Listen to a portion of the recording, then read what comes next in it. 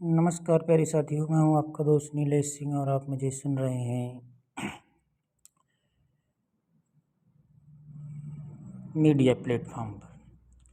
प्यारे साथियों, जैसा कि आप सभी जानते हैं, आज 6 दिसंबर सन 2003 है। प्यारे साथियों, आज के ही दिन हमारे भारत के एक महान व्यक्तित्व का निधन हो गया। वो इस दुनिया को छोड़कर हमेशा के लिए चले गए, हमारे बीच नहीं रहे। वो दिन था प्यारे साथियों 6 दिसंबर सन 1956, 6 दिसंबर 1956। India's first law minister and chief architect of India's constitution doctor Bhimrao Ramji Ambedkar passes away.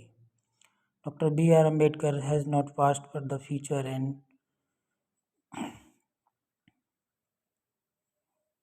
law of India passed away. The rising sun of India's bright future passed away.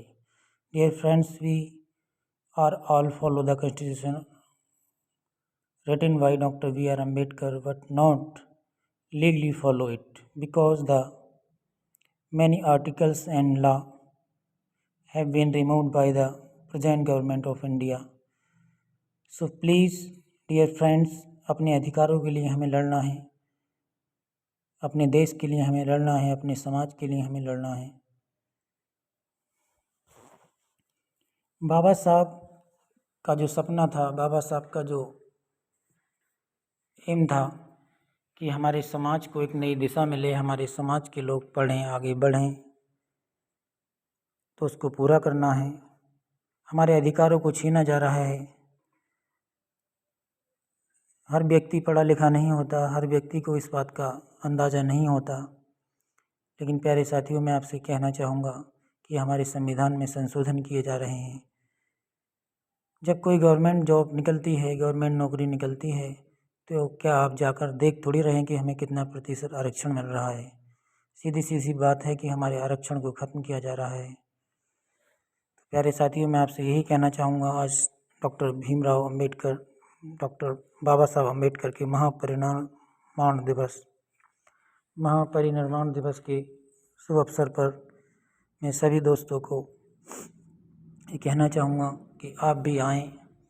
और यूनिक लाइब्रेरी में मैं एक प्रोग्राम का आयोजन कर रहा हूँ जिसमें माल्यार्पण किया जाएगा और बाबा साहब के प्रयत्नों को, उनके प्रयासों को सलूट किया जाएगा।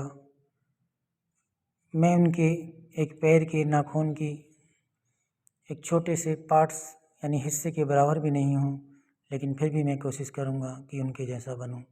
मेरे लिए किसी और महान व्यक्तित्व की ज़रूरत नहीं है। मेरे आदर्श, मेरे महान बाबा साहब ही हैं।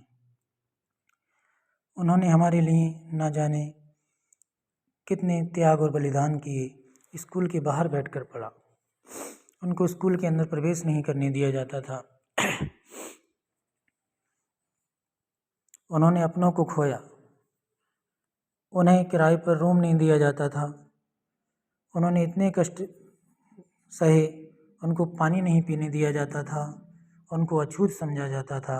इन सभी कुरीतियों को समाज से हटाने वाले और हम सबको समान अधिकार दिलाने वाले ऐसे महान व्यक्तित्व को हम अपने जीवन भर नहीं भूल पाएंगे।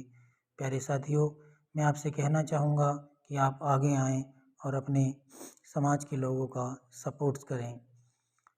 बाबा साहब के सपने को पूरा करने के लिए हमें आगे बढ़ना होगा, सबको एकजुट होकर आगे आना होगा। प्यारे साथियों, जब तक हम एक नहीं होंगे, हमारे समाज में शिक्षित तो बहुत लोग हो गए हैं, लेकिन हमारे अंदर एकता अभी तक नहीं आई है। प्यारे साथियों, बाबा साहब ने जो नियम दिया था, शिक्षित बनो, संगठित रहो और संघर्ष करो, तो हम लोग शिक्षित भी हो गए हैं, संघर्ष भी हम कर रहे हैं, क्योंकि संघर्ष करेंगे तभी हम शिक्षित होंगे। अच्छे अच्छे पद पर भी प्रतिष्ठित हो गए हैं। लेकिन प्यारे साथियों, हम अपने समाज के व्यक्तियों को नहीं देख पा रहे हैं। हम अपने से दबे कुचले जो हमारे नीचे भाई बहन हैं, उनको नहीं देख पा रहे हैं। प्यारे साथियों, मैं कहना चाहता हूँ कि यदि आपकी एक गवर्नमेंट नौकरी है, आपकी एक सरकारी नौकरी है, तो आप 4 भाई बहन को गोद लें। जो गरीब हैं, बेचारे पढ़ नहीं सकते, उनके पास पैसे नहीं हैं पढ़ाई के लिए, ऐसे व्यक्तियों को गोद लें और बाबा साहब के इस सपने को पूरा करें। धन्यवाद। जय हिंद, जय भारत, जय भीम, जय भारत, जय संविधान।